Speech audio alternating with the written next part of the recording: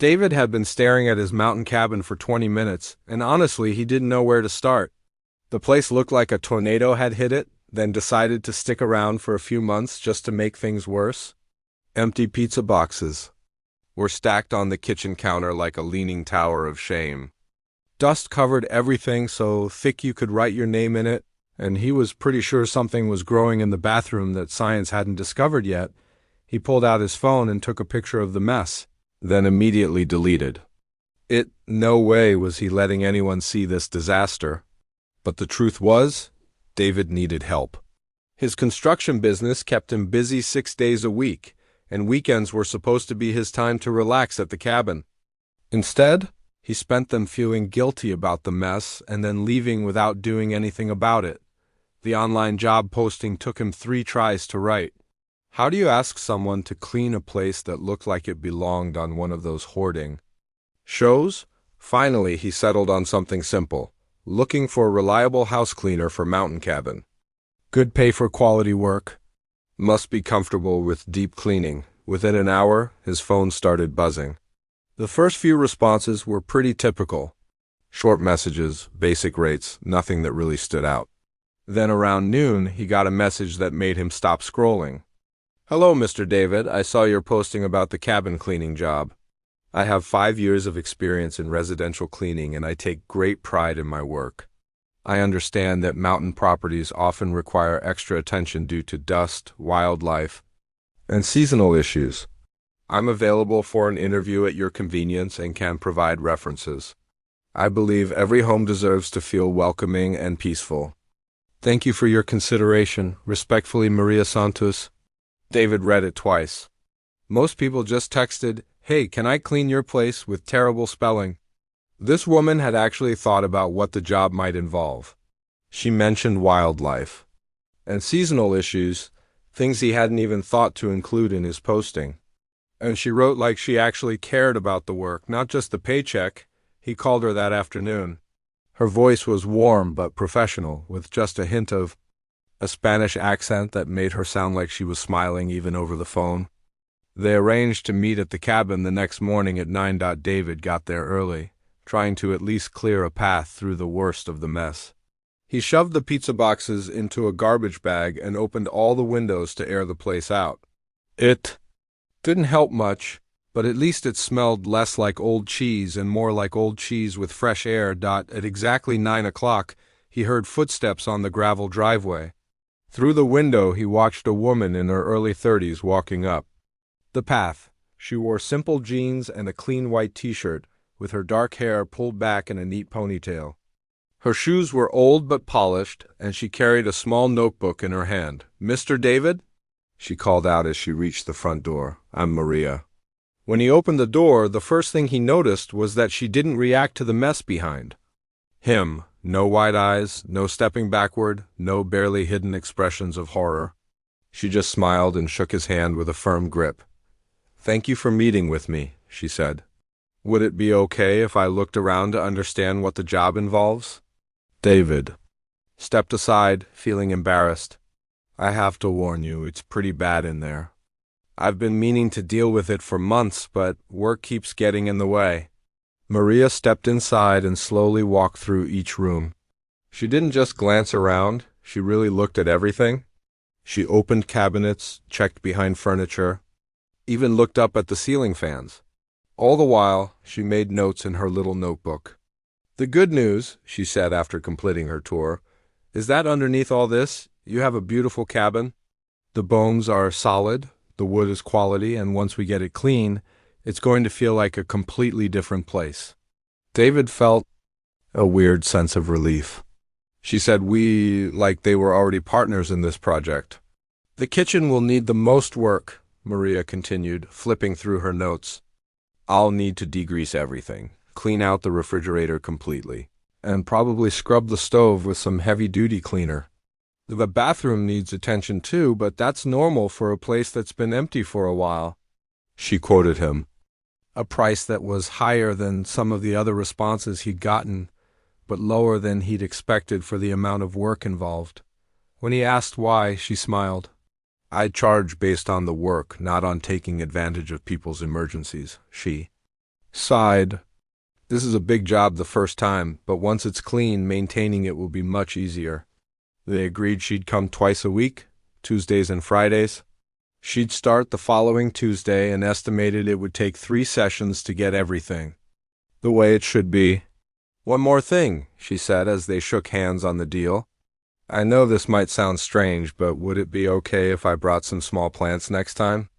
Nothing expensive, just a few things for the windowsills. Houses feel happier with something green in them.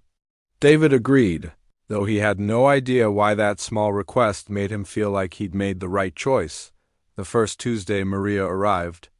At 8 in the morning, carrying 2 bags, one with cleaning supplies and another with 3 small potted plants like she'd promised. She set them carefully on the kitchen counter and got to work. David had planned to leave her alone to clean, but something about watching her work was mesmerizing. She didn't just spray and wipe things down. She moved through the cabin like she was conducting an orchestra, every motion purposeful and efficient. She started with the kitchen, removing everything from the cabinets and wiping down each shelf before putting things back in organized groups. You don't have to stay, she said during one of her breaks. I know some people feel awkward when someone's cleaning around them. Actually, I find it kind of relaxing, David admitted. I spend my days managing construction crews and dealing with problems. Watching someone fix things instead of breaking them is nice for a change, Maria laughed. I never thought of cleaning as fixing things, but I guess that's exactly what it is. By the end of that first session, the transformation was already incredible. The kitchen gleamed, the living room furniture was arranged in a way that actually made sense, and those 3 little plants on the windowsill somehow made the whole place feel alive. Same time Friday? Maria asked as she packed up her supplies. Absolutely, David said, and Maria, thank you. I forgot how much I actually liked this place. As he watched her walk down the gravel path toward the main road, David realized he was already looking forward to Friday. Not just because the cabin would be cleaner, but because he'd enjoyed having someone around who took such obvious pride in their work. In a world where everyone seemed to do just enough to get by, Maria approached cleaning like it was an art form. He had no idea that this simple decision to hire a house cleaner was about to change both their lives in ways neither of them could imagine. By the 4th week, David's cabin looked like something from a home magazine. Maria had worked her magic on every corner, every surface, every forgotten space. The windows sparkled so clean that birds occasionally flew into them thinking they were open. The wooden floors gleamed with a warmth that made you want to walk barefoot. Even the old stone fireplace looked ready for a cozy evening that belonged in a movie. But it wasn't just the cleaning that impressed David. Maria had a way of making the place feel like home. She'd rearranged the furniture so the living room actually invited conversation instead of just existing. The books on his shelves were organized by topic, not just shoved in randomly, and those little plants she'd brought? They were thriving on the windowsills, adding life to rooms that had felt dead for months. What really caught David's attention, though, were the small things about Maria herself. Things that didn't quite add up, but made him more curious about who she really was. Every Tuesday and Friday, Maria arrived exactly on time. Not 5 minutes early, not 2 minutes late. Exactly on time, but she never came by car. David had started paying attention, and he always saw her walking up the long gravel driveway from the main road. The walk from the bus stop to his cabin was at least 2 miles, most of it uphill through woods and curves. In good weather, it was a nice hike. In bad weather, it had to be miserable. Maria, you know I could pick you up from the bus stop, David offered one rainy Tuesday morning as she arrived with damp hair and muddy shoes. Oh, that's very kind, but I enjoy the walk, she said, with that same warm smile she always gave him. It helps me think about the day ahead. David didn't push it, but he noticed she was shivering slightly as she hung up her jacket. Her shoes were definitely not meant for hiking through mountain terrain in the rain. They were clean and well-maintained, but they were cheap shoes that had seen better days. Then there was the food situation. David had gotten into the habit of keeping snacks around when Maria was working. Nothing fancy, just some fruit, crackers, maybe a sandwich. He'd grown up with a mother who believed feeding people was the most basic form of hospitality, and it felt natural to offer food to someone working in his home, but Maria never accepted anything, ever. "I packed my lunch," she'd say politely, even when David could see she hadn't brought anything with her. "But thank you so much for thinking of me." One Friday, David had deliberately bought way too much food for a weekend trip that got canceled. His refrigerator was stuffed with fresh vegetables, sandwich meat, and a whole roasted chicken that was going to go bad if someone didn't eat it soon. "Maria, I'm serious. I need help with this food," he said, opening the refrigerator to show her. "I bought all this for a trip that fell through, and I hate wasting food. Could you maybe take some home?" Maria looked at the food with an expression David couldn't quite read. For just a moment, her professional mask slipped, and he saw something that looked almost like hunger, but then she smiled and shook her head. "That's so thoughtful, but I really couldn't. Maybe you could donate it to the church? I'm sure they know families who could use it." David ended up doing exactly that, but the interaction stuck with him. Who turns down free food when they clearly want it? It wasn't pride, well, maybe it was pride, but it was a different kind of pride than he was used to. It was the kind of pride that came from protecting something precious. The phone situation was another puzzle. Maria's phone was constantly buzzing, with text messages, not just occasionally, constantly. During her lunch break, she'd sit outside on his porch and respond to what seemed like dozens of messages. Her fingers flew over the cracked screen, and David could see her face change with each message she read. Sometimes she'd smile and type quickly. Other times, her forehead would wrinkle with worry, and she'd spend long minutes crafting a response. Once, he saw her close her eyes and take a deep breath before typing, like she was gathering strength for whatever she needed to say, everything. "Okay?" David asked one day when he brought her a glass of water and noticed her phone had been buzzing nonstop for 20 minutes. "Oh yes, just family stuff," Maria said, but her voice had a tired edge to it. "You know how it is." David didn't know how it was, actually. He lived alone, and his family consisted of his parents who lived across the country and called once a week at a scheduled time. His phone might buzz 5 times in a whole day. Maria's phone buzzed 5 times in 5 minutes. What really got his attention was how Maria responded to those messages. She never seemed annoyed or frustrated, even when they interrupted her work. If anything, she seemed energized by them, like they were fuel that kept her going. But there was also something intense about the way she handled each message. Like every response mattered in ways David couldn't understand. The strangest thing happened on a Tuesday in late October. Maria had been working for about 6 weeks, and David had gotten comfortable with their routine.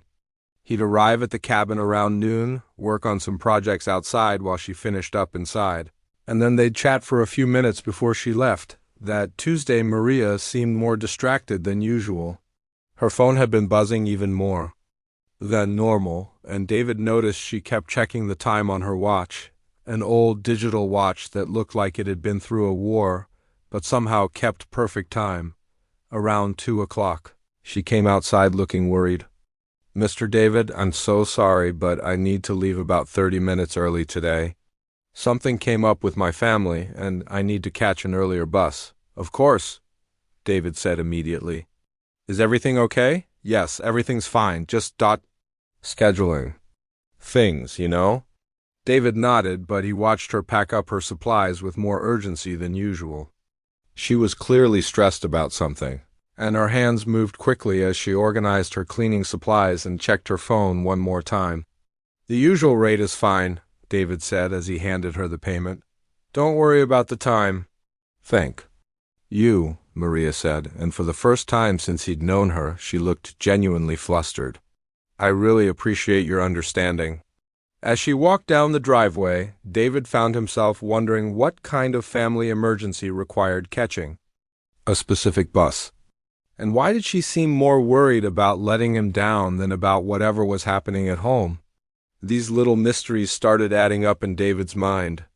A woman who walked 4 miles round trip to work, who never accepted food even when it was going to waste, whose phone never stopped buzzing with what seemed like urgent messages, and who worried more about her work schedule than her own emergencies.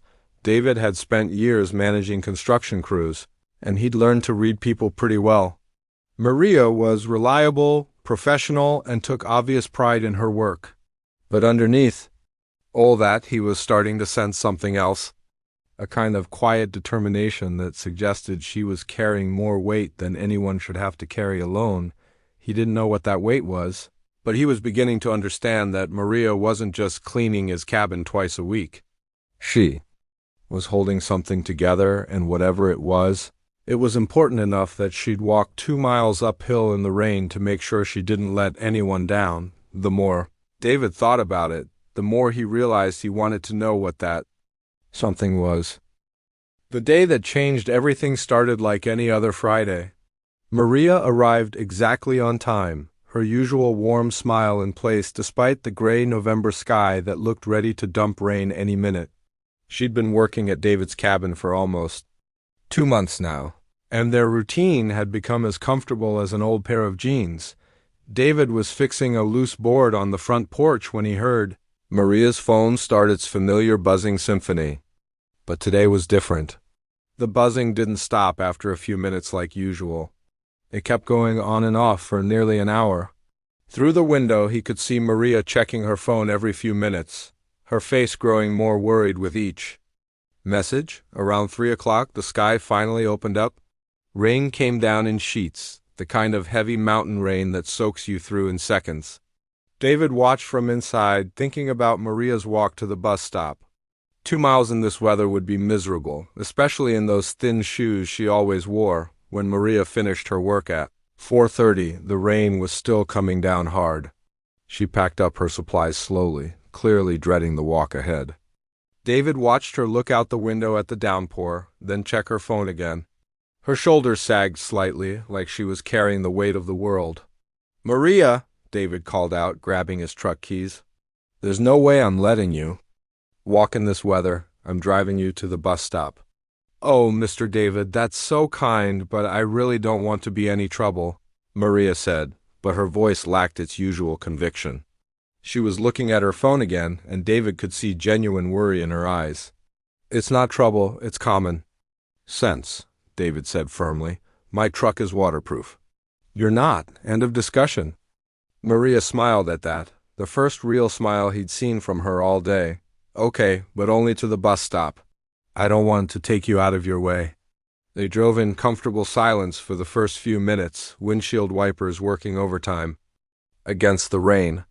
But as they got closer to town, Maria started giving him directions that didn't lead to the bus stop. "Turn left here," she said quietly, pointing to a narrow road David had never been down. "I thought the bus stop was straight ahead," David said, but he turned anyway. "It is. But the bus isn't running today because of the weather, and I need to get home," Maria explained, her voice barely above a whisper. "I'm sorry I didn't tell you earlier. I was hoping the rain would stop." David felt a knot form in his stomach. If the bus wasn't running, how had Maria been planning to get home, walk the whole way in this storm? That had to be at least 10 miles from his cabin. "Maria, how far is your house from here?" he asked, trying to keep his voice casual. "Not far," she said, but she wouldn't meet his eyes. "Just a few more miles." They drove deeper into an area of town David rarely visited. The houses got smaller and more rundown as they went. Paint peeled from siding, yards were overgrown, and several houses had broken windows covered with plastic sheeting. This wasn't the picturesque mountain town that tourists saw. This was where people lived when they couldn't afford to live anywhere else. "Turn right into Pine Ridge Mobile Home Park," Maria said, pointing to a faded sign that was barely visible through the rain. David's heart sank. He'd driven past this trailer park countless times, but never really looked at it. Now, creeping slowly down the narrow road between rows of old mobile homes, he could see how people were living here. Some trailers were well maintained with small gardens and cheerful curtains. Others looked like they were held together with duct tape and prayers. "It's the blue one on the left," Maria said, pointing to a small trailer that had seen better days. The blue paint was faded, and the small front porch sagged slightly, but the windows were clean and there were flower boxes under them, even though it was too late in the season for flowers. Before David could even put the truck in park, the front door flew open. A teenage girl rushed out, followed by 4 younger children. They ran through the rain toward the truck, their faces lighting up when they saw Maria. "Mom! Mom, you're home!" the youngest shouted, a little boy who couldn't have been more than 6. The older girl, probably 15 or 16, was trying to keep the younger ones from getting soaked. But she was smiling too. David sat in his truck, stunned. Mom, Maria was their mom. All 5 of these kids were hers. Maria got out of the truck and was immediately surrounded by her children. They hugged her like she'd been gone for months instead of hours. The oldest girl was talking quickly in Spanish, gesturing toward the house. The little boy was tugging on Maria's jacket, trying to tell her something important. The 3 middle children were all talking at once, competing for their mother's attention. Through the rain and chaos, David caught a glimpse inside the trailer when the door opened. Despite the obvious age and wear of the place, it was spotlessly clean. Just like his cabin. Toys were organized in neat boxes, homework was spread out on a small table, and he could see a pot of something simmering on the stove. Maria looked back at David through the rain, her expression a mixture of gratitude and something that might have been embarrassment. She said something to her oldest daughter, who nodded and started herding the younger kids toward the house. "Thank you so much for the ride," Maria called out, raising her voice over the rain. "I really appreciate it." "Maria, wait," David called back, but she was already walking toward her front door. Surrounded by her children, David sat in his truck for a long moment after they disappeared inside, rain drumming on the roof. Everything made sense now. The constant text messages weren't from friends or extended family, they were from her kids, needing help with homework, asking about dinner, checking in like kids do. The early departure that day wasn't for a family emergency, it was because one of her children needed her. The reason she never accepted food wasn't pride in the way he'd thought. It was the kind of pride that comes from providing for your family no matter what, from being the person they could count on no matter how hard things got. She walked 4 miles round trip to work because she didn't have a car. She turned down food because she was already stretching every dollar to feed 5 kids. David looked at the trailer again, really looked at it this time. The flower boxes, the clean windows, the way the small front porch had been carefully swept despite the rain. Maria was keeping this place just as spotless as she kept his cabin. She was holding this family together with the same attention to detail and fierce determination she brought to everything else. As he drove away, David couldn't stop thinking about what he'd seen. 5 kids, all different ages, all clearly adoring their mother. A teenage daughter who was obviously helping raise her younger siblings. A tiny home that was bursting with love despite having barely enough space for everyone. And Maria, walking 2 miles uphill twice a week to clean his cabin. A cabin he used maybe once a month so she could keep this family afloat. The rain was still coming down hard as David drove home, but he barely noticed it. His mind was spinning with questions and realizations. How did Maria manage it all?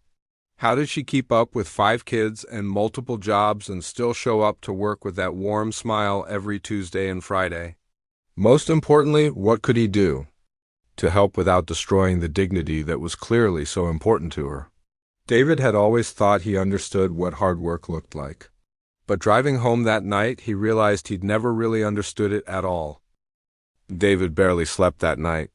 Every time he closed his eyes, he saw Maria surrounded by her 5 children in the rain, their faces lighting up when they saw their mom come home. He kept thinking about that tiny trailer and wondering how 8 people could live in a space smaller than his cabin's living room. By morning, he'd made a decision. He was going to help, but he had to be smart about it. Maria had turned down his offers of food and rides before, and he understood now that it wasn't because she didn't need help. It was because she needed to protect something more valuable than money, her dignity as a mother and provider. The next Tuesday, David showed up at his cabin with a trunk full of groceries. Not just any groceries, he'd actually thought about what a family with kids might need. Milk, bread, peanut butter, pasta, canned soup, fresh fruit, and vegetables. He arranged everything on his kitchen counter like he was preparing for a week-long stay. When Maria arrived, she stopped in the doorway and stared at the food display. "Oh my," she said quietly. "Are you having a party?" "Something like that," David said, trying to sound casual. "I went a little crazy at the grocery store yesterday. Bought way too much food for one person." He paused, pretending to study the pile of groceries. "You know, I hate wasting food. My mom always said throwing away food was like throwing away money." Maria walked over to the counter, running her fingers along the edge. David could see her looking at the fresh apples, the gallon of milk, the box of cereal that was clearly meant for kids. "Mr. David," she said softly, "this is very kind, but I can single quotes ... "Actually, you'd be doing me a favor," David interrupted, and this time he wasn't entirely lying. "I'm going out of town for work next week, and all this stuff will go bad if someone doesn't use it. I was literally going to throw it away or give it to the food bank." Maria was quiet for a long moment, still looking at the food. David held his breath. "Well," she said finally, "if you're sure it would just go to waste ... "Completely sure," David said quickly. "There's some bags under the sink if you want to pack it up." That became their new routine. Every Tuesday, David would accidentally buy too much food. Sometimes it was because he forgot he was going out of town. Other times he'd ordered groceries online and they sent double what he requested. Once, he claimed his sister had sent him a care package that was way too much for one person. Maria never questioned these obvious lies, but David could see in her eyes that she knew exactly what he was doing, and slowly she started accepting the food with more grace and less protest. "Your sister has very good taste in snacks," she said one Tuesday, packing up a bag that included juice boxes and goldfish crackers, things no single man would ever buy for himself. "She's always been thoughtful," David replied, and they both smiled at the comfortable fiction they were creating together. The rides home started the same way. David began timing his trips to town to coincide with Maria's work schedule. He'd pull up just as she was finishing, acting surprised to see her. "Oh, Maria, I was just heading into town. Need a ride to the bus stop?" At first, she'd only accept rides when the weather was bad. But gradually she started saying yes more often. During those car rides, David learned little pieces of her story. Her husband had left when their youngest was born, overwhelmed by the responsibility of 5 children. She worked 3 different cleaning jobs to make ends meet. Her oldest daughter, Rosa, was hoping to go to college but was worried about leaving her mom with all the younger kids. "Rosa is so smart," Maria said one afternoon as they drove through town. "She gets straight A's, helps with her brothers and sisters, and still finds time to help me with everything. Sometimes I think she's more grown up than I am." "Sounds like she learned from a good teacher," David said quietly. Maria looked at him with surprise, then smiled. "Thank you for saying that." David also started finding legitimate reasons to give Maria extra work. The cabin's gutters needed cleaning. The windows could use a deep wash. The basement storage area was a disaster that needed organizing. Each task came with extra pay, and David made sure to explain why the work was necessary. "I've been putting off that basement for months," he said one Tuesday. "If you have time this week, I could really use help getting it organized. My insurance company wants me to document everything down there." It wasn't a complete lie. His insurance company had mentioned it once about 2 years ago. But Maria nodded seriously and added the basement to her list. "I'm good at organizing," she said. "I'll make sure you can find everything you need." The basement project took 3 extra sessions, and David paid her for every hour. When she finished, the space looked like something from a home organization magazine. Every box was labeled, every tool had its place, and she'd even created an inventory list of everything stored down there. "This is incredible," David said, looking around the transformed space. "You should consider starting an organizing business." "Maybe someday," Maria said, but there was something wistful in her voice. "When the kids are older and need me less?" As weeks passed, David found himself looking forward to Maria's visits more than he expected. Their conversations had evolved from polite small talk to genuine friendship. She'd tell him about her children's achievements: Rosa making honor roll, 10-year-old Miguel learning to play guitar, 8-year-old twins Ana and Carlos joining the school soccer team, and 6-year-old Luis losing his first tooth. David shared stories about his construction projects, his travels, and slowly pieces of his own life. He told her about growing up as an only child, about parents who loved him but were always busy with their careers, about building a successful business but sometimes feeling like something was missing. "You're lonely," Maria said one day, not as a question but as a gentle observation. David considered denying it, but something about Maria's straightforward kindness made him want to be honest. "Yeah, I guess I am sometimes." "Loneliness isn't about being alone," Maria said thoughtfully. "It's about not having people who really see you. But I think you're the kind of person who sees other people clearly. That's a gift." David was quiet for a moment. "Is that why you're so good at what you do? Because you see what people really need?" "Maybe," Maria said with a small smile. "Or maybe I just understand what it feels like to need things and not want to ask for them." Their friendship deepened through these conversations, but David was always careful not to cross the line between help and charity. He never offered money directly, never suggested that Maria's situation was anything other than temporary, and never made her feel like she owed him anything beyond the excellent work she was already doing. But late at night, David found himself researching things he'd never thought about before. What resources were available for single mothers? How much did childcare cost? What kind of jobs paid enough to support a family of 6? The more he learned, the more he understood just how hard Maria was working to keep her family together. One evening, as he sat in his clean, comfortable cabin, David realized something had changed. The place didn't feel like just a weekend retreat anymore. It felt like the place where he'd learned what real strength looked like, where he'd discovered that the most important work wasn't about building things, it was about helping people build better lives. He was starting to form an idea, something that could help Maria and her family in a bigger way. But he knew he had to be careful. Whatever he did, it had to preserve the dignity and independence that were so important to her. It had to be something that felt like opportunity, not charity. As he turned off the lights and locked up the cabin, David smiled to himself. Tomorrow was Tuesday, which meant Maria would be back.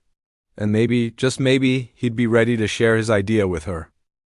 David had been rehearsing his speech for 3 days, and he still didn't have it right. Every time he practiced in front of his bathroom mirror, it sounded either too formal like a business presentation or too casual like he was offering charity.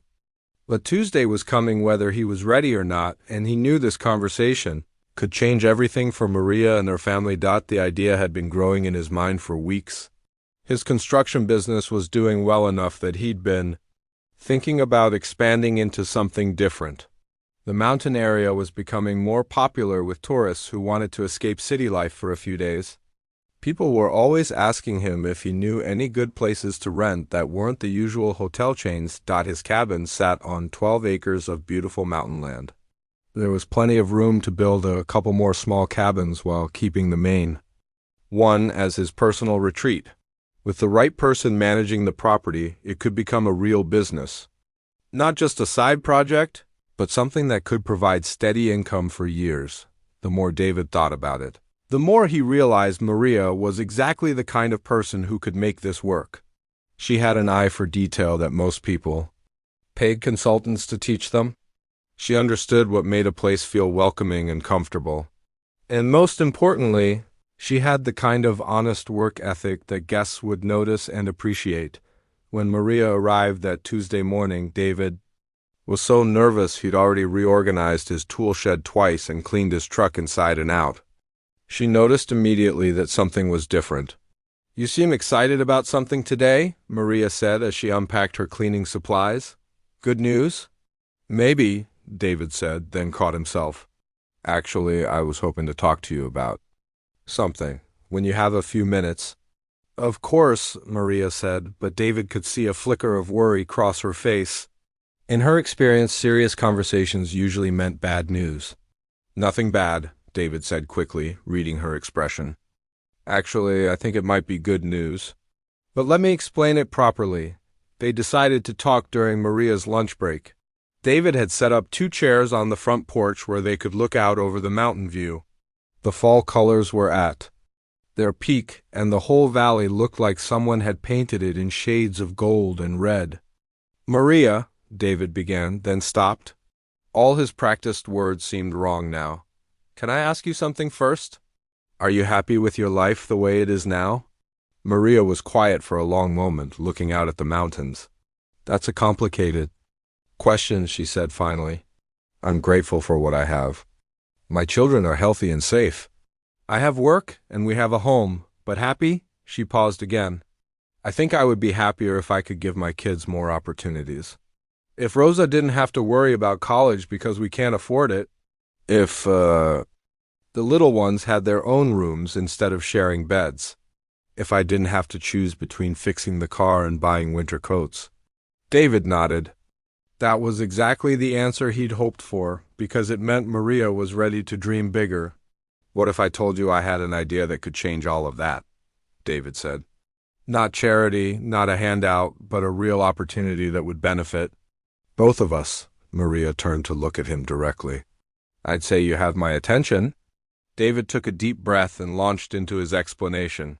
He told her about his idea for the mountain retreat business, how he wanted to build 2 more small cabins on his property and rent them out to tourists and families looking for a peaceful getaway, how he needed someone to manage the whole operation, someone who could handle bookings, keep the cabin spotless, coordinate with guests, and handle all the day-to-day details that made the difference between a good business and a great one. The job would come with a house, David continued, watching Maria's face carefully. There's a perfect spot on the back part of the property where we could build a real home. Nothing fancy, but big enough for your whole family. 4 bedrooms, 2 bathrooms, a real kitchen, and a living room where everyone could actually fit. Maria's eyes widened, but she didn't say anything. The salary would be enough to support your family comfortably, David went on. Health insurance, paid vacation, and a percentage of the business profits once it gets established. Rosa could work part-time during summers and school breaks, earning money for college. The older kids could help with simple tasks like cleaning and maintenance, learning job skills while they earn their own spending money. David paused, trying to read Maria's expression. She was staring at him like he'd just spoken in a foreign language. Why? She asked quietly. Why would you do this for me? Because it's not just for you, David said honestly. I need someone I can trust to make this business work. Someone who cares about details, who understands what makes people feel welcome, who won't cut corners or let things slide. I've been watching you work for months, Maria. You don't just clean things, you make them better. That's exactly what this business needs. Maria was quiet for such a long time that David started to worry he'd made a mistake. Maybe the offer was too big, too overwhelming. Maybe she was happy with her life the way it was and didn't want the responsibility of managing a business. What about my other jobs? Maria asked finally. The other families I clean for? You'd have to give them notice, of course, David said. But Maria, this would be full-time work with better pay than all your current jobs combined. You'd actually have time to spend with your kids instead of rushing between different houses all week. And you trust me to manage your business? Maria asked, and David could hear disbelief in her voice. I've never managed anything bigger than my own household. You've been managing 5 kids and 3 jobs while keeping everyone fed, clothed, and happy, David pointed out. If you can do that, you can definitely manage a few vacation cabins. Maria stood up and walked to the edge of the porch, looking out over the property. David could practically see her mind working, imagining how it might look with additional cabins, thinking through all the details and challenges. The kids would have to change schools, she said. The mountain school district is actually really good, David replied. Smaller classes, more individual attention. Rosa could probably get into their advanced programs. We'd be living so far from town, Maria continued. But David could tell she was working through logistics, not making excuses. About the same distance as you live now, but I'd make sure you had reliable transportation, part of the job benefits. Maria turned back to him, and David saw tears in her eyes. This sounds too good to be true. People don't just offer to change your whole life because you're good at cleaning houses. They do if they're smart, David said gently. Maria, I've been successful in business because I recognize talent when I see it. You have something special, not just work ethic, but the ability to make people feel cared for. That's worth more than any degree or certification. Can I think about it? Maria asked. And talk to my kids? Of course, David said. Take all the time you need, but Maria, I really hope you say yes. I think this could be amazing for all of us. That Friday, Maria came to work with Rosa, who was supposed to help with some organizing projects during her school break. David got to see firsthand how the family worked together. Rosa was clearly her mother's right hand, mature beyond her years, but still with the enthusiasm of a teenager when she talked about her hopes for the future. Mr. David, Rosa said during a break, my mom told me about your offer. Is it real? I mean, really real? Really real, David confirmed. What do you think about it? I think it sounds like a miracle, Rosa said honestly. But my mom taught us that when something sounds too good to be true, you should be careful. That's good advice, David said.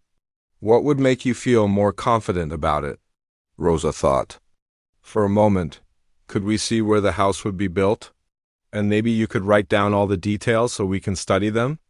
David spent that afternoon walking around the property with Maria and Rosa, pointing out the perfect spot for the house and explaining his vision for the cabin locations. He could see Maria starting to believe it was real as they talked about practical details like septic systems and internet connections. A week later, Maria called in with her answer. We'd like to accept your offer, she said, and David could hear the smile in her voice. The kids are so excited they can barely sleep, but I have one condition. Name it, David said. I want to earn this job, Maria said firmly. I don't want you to ever feel like you made a mistake or did me a favor. I want to prove that you made a good business decision. Deal, David said, grinning. But Maria? I already know it's the best business decision I've ever made. 6 months later, David stood on his front porch looking out over the mountain retreat. That was already booked solid for the summer season. 2 beautiful guest cabins sat nestled among the trees, and beyond them, he could see Maria's house, a real home where her family was thriving. Rosa was working part-time as a guest coordinator and had been accepted to 3 colleges with partial scholarships. The younger kids were excelling in their new school and had become the best marketing team the business could ask for, charming guests with their enthusiasm, and Maria had transformed from an employee into a true business partner, bringing ideas and innovations that David never would have thought of. She'd created welcome baskets for guests,